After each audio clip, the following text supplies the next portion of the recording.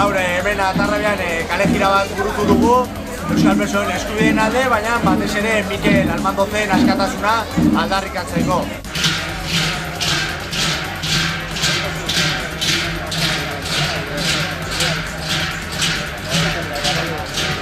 Mikel Almandoz pasaden irailaren 24an aske geratu behar zen, hau da, Frantziako epaile batek Mikeli baldintzapeko askatasuna izan zion eta horregatik pasaden 24tik aske beharko luke.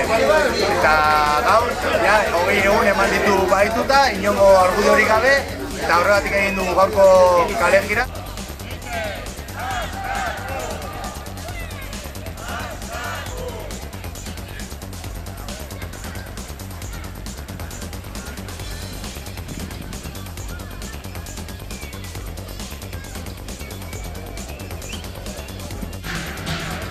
¡Acá va a acabar!